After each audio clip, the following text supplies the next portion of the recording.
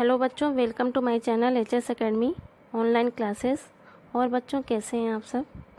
बच्चों इस समय हम लोग डीएलएड सेकेंड सेमेस्टर, जिसे पूर्व में किस नाम से जाना जाता था, बीटीसी के नाम से जाना जाता था, तो उसका डीएलएड सेकेंड सेमेस्टर का खंड क वर्तमान भारतीय समाज और प्रारंभिक शिक्षा, जिसे एजुकेशन थर्ड भी कहते हैं, ठीक है, जिसे एजुकेशन थर्ड भी कहते हैं, इसी का हम लोग इस समय क्या कर रहे हैं, अध्ययन कार्य कर रहे हैं। यह आपका एजुकेशन थर्ड है और फर्स्ट सेमेस्टर में आपने एजुकेशन फर्स्ट और सेकंड पढ़ा होगा, बाल विकास और शिक्षण अधिगम का सिद्धांत। बाल विकास आपका एजुकेशन फर्स्ट था और शिक्षण अधिगम का सिद्धांत आपका एजुकेशन सेकंड है। और ये आपका एजुकेशन थर्ड है वर्तमान भारतीय समाज और प्रारंभिक शिक्षा, और एजुकेशन फोर आपका नवीन शिक्षा का प्रयास करके है एक, ठीक है। तो हम लोग इस समय इसी का अध्ययन कर रहे हैं। फिलहाल तो आपके जो कोविड-19 जैसी भयंकर महामारी जिससे पूरा देश ही जूझ रहा है, तो इसकी वजह से आपके फर्स्ट सेमेस्टर के एग्ज़ाम नहीं हो पाए हैं। तो फर्स्ट सेमेस्टर की सिलेबस तो लगभग आपके कंप्लीट हो गए होंगे, आपके तैयार हो गए होंगे, क्योंकि अगर अब तक हुआ होता तो एग्ज़ाम हो गया होता, लेकिन इस समस्या की वजह से, इस महामारी की वजह से एग्ज़ाम नहीं हो पाया है। तो जैसे ही सारी चीज़ें व्यवस्थित होती हैं आपके एग्ज़ाम हो ही जाएंगे। तो साथ ही साथ आप सेकेंड सेमेस्टर की तैयारी भी करते रहिए, क्योंकि सेकेंड सेमेस्टर में फिर आपको बहुत अधिक समय नहीं मिलेगा पढ़ने के लिए। क्लियर? तो चलिए आज का क्लास हम लोग स्टार्ट करते हैं। क्या पढ़ रहे थे हम लोग? पिछले क्लास में हम लोग क्या पढ़े थे? शिक्षा का अर्थ, ये हो चुका था आपका, महत्व में आवश्यकता रह गया था, ये चैप्टर फर्स्ट है आपका। तो सबसे पहले हम लोग आज के क्लास में ये भी देखेंगे, कल हम लोग एक शब्द बार बार पढ़े थे, प्रक्रिया। पिछले क्लास में जो पहला क्लास आपका स्टार्ट हुआ था उसमें हमने एक शब्द बार बार प्रयोग किया था, प्रक्रिया। शिक्षा एक प्रक्रिया है। तो ये जो शिक्षा की प्रक्रिया है, तो कई लोगों ने अपने अपने हिसाब से इसको, किसी ने इसको द्विमुखी प्रक्रिया कहा, किसी ने इसको त्रिमुखी प्रक्रिया कहा, किसी ने इसको बहुमुखी या बहुआयामी प्रक्रिया कहा। तो किसने क्या नाम दिया, ये द्विमुखी प्रक्रिया क्या है, त्रिमुखी प्रक्रिया क्या है, बहुमुखी प्रक्रिया क्या है, सबसे पहले हम आज उसका अध्ययन करते हैं। एक चीज़ और, ये आपका एक नोट्स है। आपके बुक से जितने इम्पॉर्टेंट क्वेश्चन आपके एग्ज़ाम के लिए आ सकते हैं, जितने इम्पॉर्टेंट पॉइंट हैं आपके चैप्टर के, उसी को मैं यहाँ कवर की हूँ। तो ये इधर उधर की चीज़ें नहीं हैं, जितनी चीज़ें मैं दे रही हूँ आपको, ये सारा का सारा चीज़ आप अपनी कॉपी में नोट भी करते जाइएगा और लर्न भी करते जाइएगा। इससे आपका आराम से, अगर एक एक दिन में अगर एक एक चीज़ों को आप पढ़ोगे तो आराम से, आसानी से, केवल एक बार वीडियो देखो और उसको लिख लो, चीज़ें अपने आप माइंड में सेट हो जाएंगी। क्लियर? तो चलिए देखते हैं शिक्षा की प्रक्रिया क्या है। ये शिक्षा की प्रक्रिया, ठीक है, और क्यों इसे यह नाम दिया गया है। किसी ने इसे द्विमुखी कहा, द्विध्रुवी भी कहीं कहीं आपको देखने को मिलेगा, कहीं कहीं से द्विध्रुवी प्रक्रिया कहते हैं, ज़्यादातर इसको द्विमुखी प्रक्रिया कहते हैं। तो द्विमुखी प्रक्रिया किसने कहा है, त्रिमुखी प्रक्रिया किसने कहा है, और बहुमुखी प्रक्रिया या बहुआयामी प्रक्रिया क्या है, इसका हम लोग क्या करेंगे, अध्ययन करेंगे। तो सबसे पहले देखिए कि शिक्षा की प्रक्रिया, एजुकेशन प्रोसेस को द्विमुखी प्रक्रिया यानी कि बिपोलर नाम किसने दिया है? किसने दिया? एडम और रॉस ने, दोनों ने ही शिक्षा की प्रक्रिया को, एजुकेशन प्रोसेस को कौन सा प्रोसेस कहा है? बिपोलर प्रोसेस, द्विमुखी प्रक्रिया। क्लियर? त्रिमुखी प्रक्रिया या त्रिपोलर प्रोसेस किसने कहा है? तो जॉन ड्यूवी ने कहा है। किसने कहा है? जॉन ड्यूवी ने। देखिए ये जो जॉन ड्यूवी हैं, इनको कहीं कहीं आपको बुक में सीधे सीधे ऐसे मिलेगा देखने को, और कहीं कहीं ऐसे भी मिलेगा। तो इसके लिए आप लोग कंफ्यूज मत होइएगा कि कहाँ कहीं ये लिखा है कहीं ये लिखा है, तो उसका क्या मतलब है। क्लियर? उसके बाद आपका हो गया बहुमुखी प्रक्रिया। देखिए बहुमुखी प्रक्रिया कई लोगों ने, शिक्षा को बहुमुखी प्रक्रिया का नाम कई लोगों ने दिया है, इसलिए इसके कोई पार्टिकुलर किसी पर्सन का नाम नहीं है, कोई विशेष रूप से उल्लेखनीय नाम नहीं है, इसमें कई लोग हैं। लेकिन ये द्विमुखी और त्रिमुखी आपका इम्पॉर्टेंट है और आपके एग्जाम में आता है। द्विमुखी प्रक्रिया किसने कहा? तो एडम्स ने और रॉस ने, दोनों में से किसी एक का नाम देता है तो आप लगा सकते हो, और कभी कभी दोनों दे करके पूछ सकता है, दोनों ही। उसके बाद जॉन ड्यूवी ने, अच्छा, एक चीज़ और, अगर ये दोनों नाम दिया और किसी एक का नाम पूछे तो आप एडम्स को ही लगाएंगे। क्लियर? तो ये चीज़ें अब एक एक चीज़ को हम देखते हैं कि द्विमुखी प्रक्रिया क्या है, त्रिमुखी प्रक्रिया क्या है और बहुआयामी प्रक्रिया क्या है, इसका हम लोग अध्ययन करते हैं। वैसे आप शिक्षा के अर्थ में ये सारी चीज़ें पढ़ चुके हैं, बस एक बार एक रिवीजन ही मान के चलिए। देखिए, शिक्षा की द्विमुखी प्रक्रिया किसने कहा? एडम्स ने और रॉस ने। क्लियर? अब देखिए, शिक्षा की द्विमुखी प्रक्रिया में है क्या? केवल दो महत्वपूर्ण पहलू होते हैं, एक शिक्षक और दूसरा स्टूडेंट।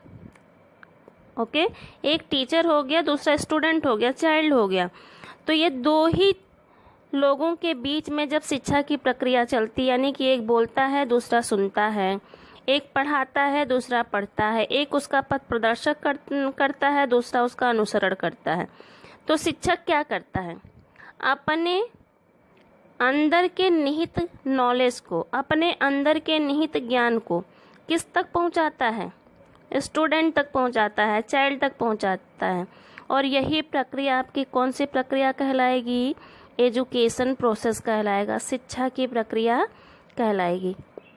क्लियर हो गया होगा शिक्षा की प्रक्रिया क्या है? तो क्या हो गया कि कितने पहलू इसके हो गए? दो पहलू हो गया। कौन कौन? एक हो गया आपका पढ़ने वाला और दूसरा आपका क्या हो गया? पढ़ाने वाला। देखिए यहाँ कितने पहलुओं पे कितने पहलू हो गए? दो हो गए। एक पढ़ने वाला, यहाँ पढ़ने वाला होगा, इसको सही कर लीजिएगा, कभी कभी लिखने में इस तरह के मिस्टेक हो जाते हैं। पढ़ने वाला अर्थात क्या हो गया? शिक्षार्थी, और पढ़ाने वाला अर्थात क्या हो गया? शिक्षक। तो इस प्रक्रिया के द्वारा शिक्षक क्या करता है? अपने ज्ञान को कहाँ तक पहुँचाता है? शिक्षार्थी तक पहुँचाता है। इसीलिए इसे कौन सी प्रक्रिया कहते हैं? द्विमुखी या द्विध्रुवी प्रक्रिया कहते हैं। रॉस ने भी इसकी व्याख्या करते हुए क्या कहा? इसे द्विध्रुवी प्रक्रिया मानते हुए क्या कहा कि शिक्षा में भी चुंबक के समान, किसके समान? चुंबक के समान दो ध्रुवों का होना आवश्यक है।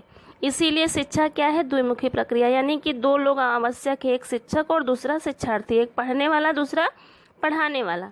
शिक्षा में दो लोगों को होना आवश्यक है, इसीलिए यह कौन सी प्रक्रिया है? द्विध्रुवी प्रक्रिया या द्विमुखी प्रक्रिया है। तो आई होप कि क्लियर हो गया होगा कि क्या है द्विमुखी प्रक्रिया और क्या है द्विध्रुवी प्रक्रिया। क्लियर? अब चलिए हम लोग देख लेते हैं शिक्षा की त्रिमुखी प्रक्रिया क्या है, पोलर प्रोसेस क्या है। अब उसमें हमने क्या देखा था? उसमें एक टीचर्स दूसरा स्टूडेंट, इन दोनों के बीच में ज्ञान का आदान प्रदान होता है। यही दोनों एक दूसरे की क्रिया प्रतिक्रिया करते रहते हैं। ठीक है, अब इसमें क्या है? तीसरा आगे आपका कैरिकुलम, यानी कि पाठ्यक्रम। तो ये आप पढ़े थे, संकुचित अर्थ में हमने पढ़ाया था कि किसी विद्यालय के कक्षा कक्ष में शिक्षक के द्वारा निश्चित पाठ्यक्रम का बालकों तक ज्ञान कराना, यही क्या है? हमारा शिक्षा है। वही चीज़ यहाँ भी है। अध्यापक क्या करता है?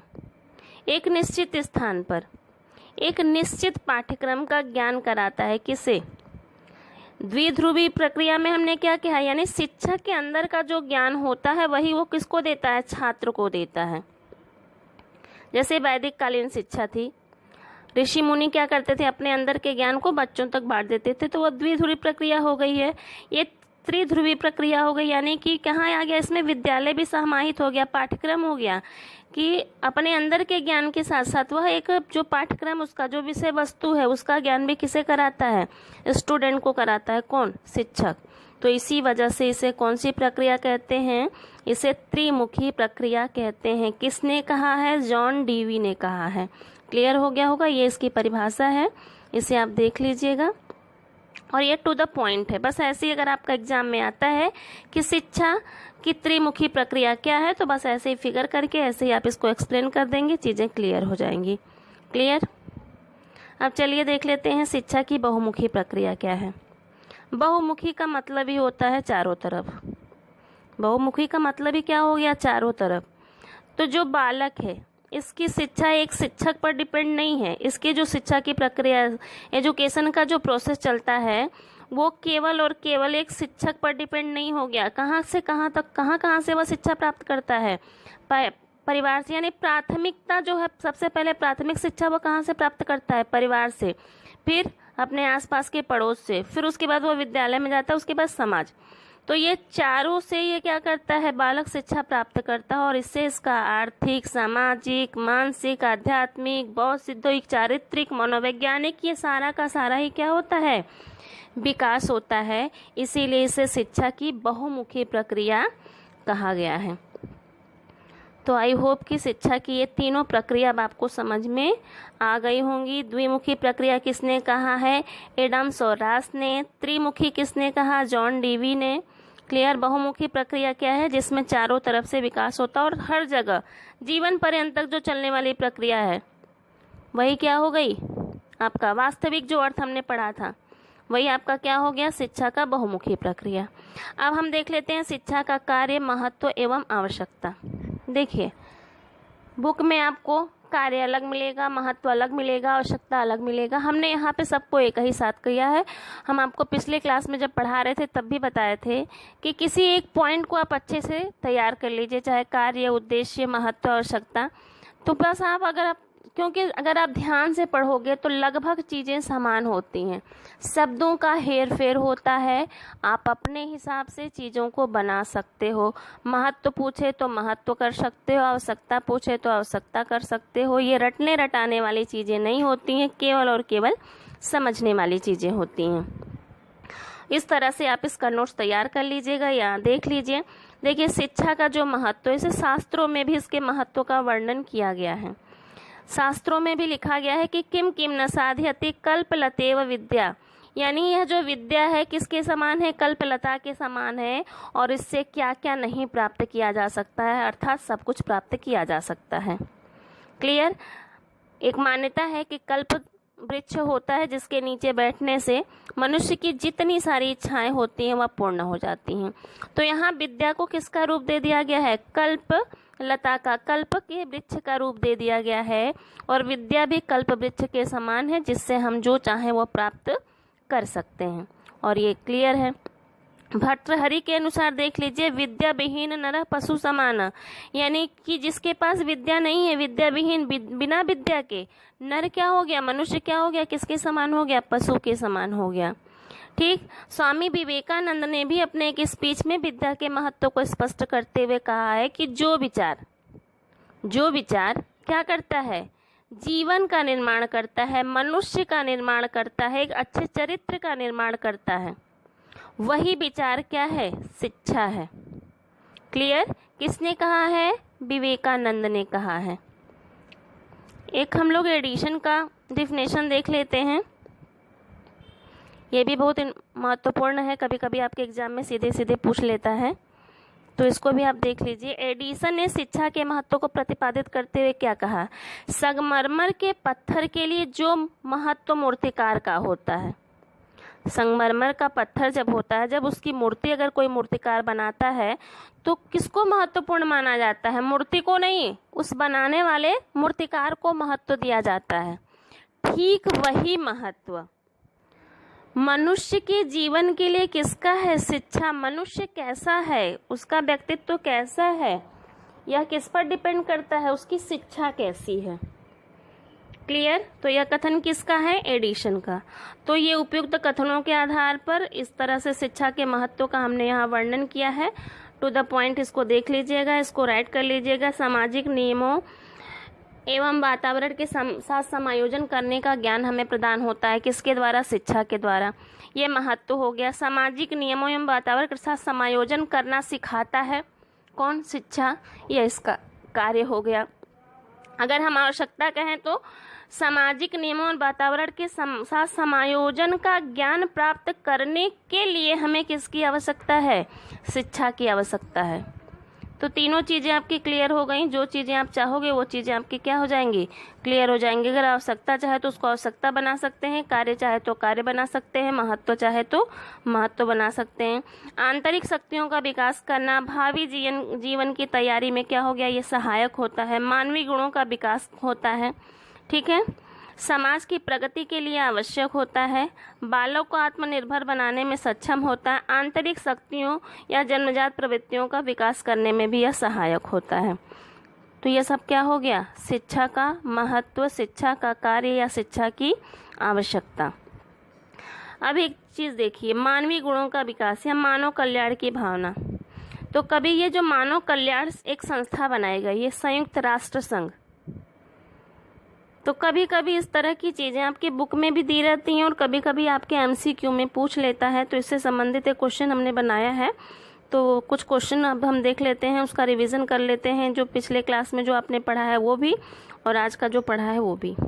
तो अब सबसे पहले तो आप खुद से देखिए कि जो चीज़ें आप पढ़े हैं उसमें आपको कितना आ रहा है। एक कॉपी पेन ले लीजिए, इसको आप करते रहिए। प्राथमिक शिक्षा कब प्रारंभ होती है और कहाँ से प्रारंभ होती है, ये अभी हमने बताया। प्राथमिक शिक्षा कहाँ से प्रारंभ होती है, कब प्रारंभ होती है? बालक के जन्म के साथ ही प्रारंभ हो जाती है। और कहाँ से? पहली शिक्षा बालक को कहाँ से मिलती है? परिवार से। क्लियर? कहाँ से मिलती है? परिवार से मिलती है।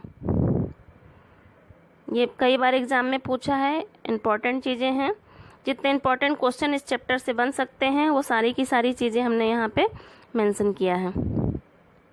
अगला देखिए, शिक्षा स्वस्थ शरीर में स्वस्थ मस्तिष्क का निर्माण करती, यह कथन किसका है? कल हमने आपको बताया था, कल के क्लास में, कि शिक्षा स्वस्थ शरीर में स्वस्थ मस्तिष्क का निर्माण करती है। थोड़ा सा अपना दिमाग लगाइए, बताइए किसने कहा है? अरस्तु ने कहा है। किसने कहा है? अरस्तु ने कहा है।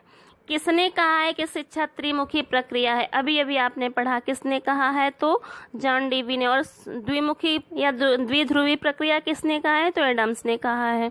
शिक्षा मनुष्य के अंतर में निहित शक्तियों का प्रकटीकरण करती है। किसका प्रकटीकरण करती है? मनुष्य के अंदर निहित शक्तियों का प्रकटीकरण करती है। पिछले क्लास में हमने बताया था। यह कथन किसका है? तो यह हो गया स्वामी विवेकानंद का। किसका कथन हो गया? स्वामी विवेकानंद का। तो इस तरह से आपके जो क्वेश्चन आते हैं। अब एक देख लीजिए, जो हमने अभी बताया, संयुक्त राष्ट्र संघ की स्थापना कब और क्यों हुई है? तो कब हुई है संयुक्त राष्ट्र संघ की स्थापना? 24 अक्टूबर। कब हुई है? यूनाइटेड नेशन, इसको इंग्लिश में क्या कहते हैं? संयुक्त राष्ट्र संघ, यूनाइटेड नेशन। इसकी स्थापना, यह एक अंतर्राष्ट्रीय संगठन है। कौन सा? संयुक्त राष्ट्र संघ कैसा संगठन है? एक अंतर्राष्ट्रीय संगठन है। इसकी स्थापना कब हुई है? 24 अक्टूबर को। कब हुई है? 24 अक्टूबर को। कहाँ हुई है? अमेरिका का एक शहर सैन फ्रांसिस्को में हुई है। कहाँ हुई है? में दोनों चीजें 24 अक्टूबर,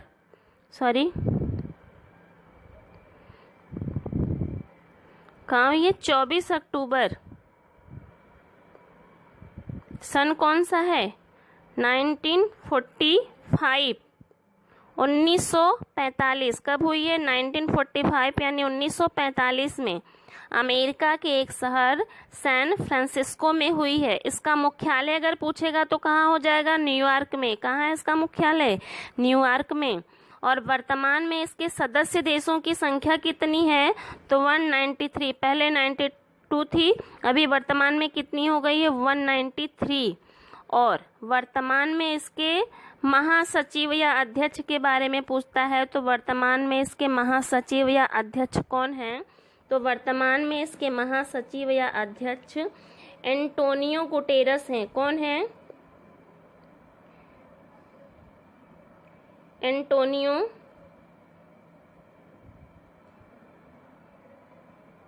गुटेरस।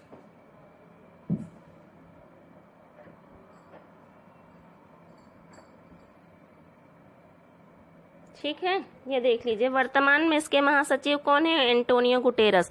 ये इंपॉर्टेंट चीजें हैं। और संयुक्त राष्ट्र संघ दिवस भी मनाया जाता है 24 अक्टूबर। कब मनाया जाता है? 24 अक्टूबर। ये आपके करंट की चीजें भी हैं और आपके एग्जाम के लिए भी इंपॉर्टेंट है। कई बार आपके एग्जाम में इस तरह के क्वेश्चन आए हैं। संयुक्त राष्ट्र संघ की स्थापना कब हुई? 24 अक्टूबर को।